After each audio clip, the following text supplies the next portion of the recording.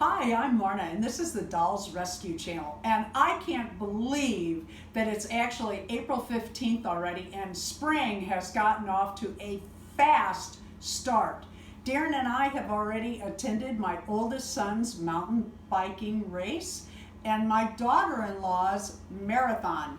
She ran for 26.5 miles. Wow. Tony!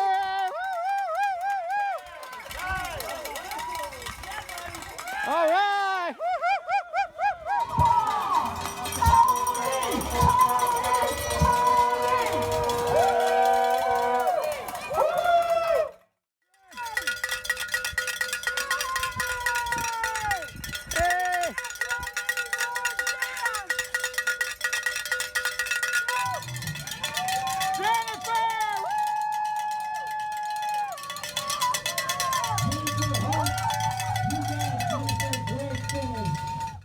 I just can't believe how fast time is going, and I wanted to remind you that May 4th is coming quick, and we have invited each of you to make a video, Star Wars video, for May the 4th, and add the hashtag Dolls Rescued Star Wars Challenge to your video, and then people can look it up on YouTube. And then we invite our subscribers to come back to our channel on May 4th on our Star Wars video and put in the comments a link to your Star Wars video.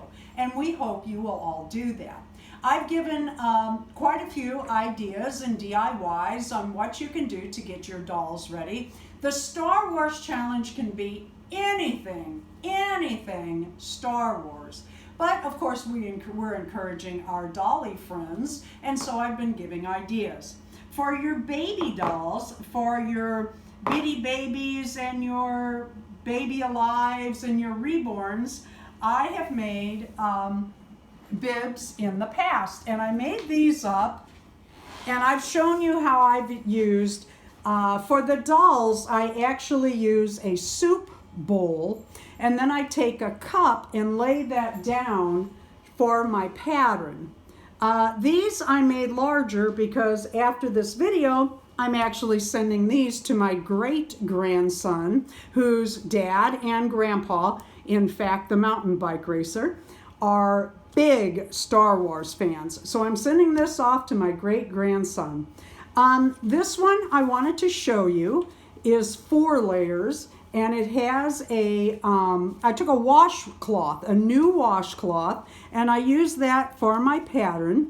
I used a cup for the pattern to cut the neckline.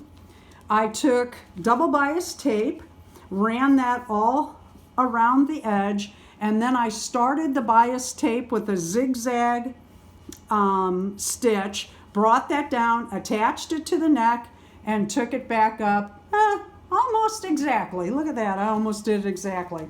For this one, if this were for a little girl, I would add a little green bow right here. I think that would be cute. But I use the Grogo. It is also 4 layers.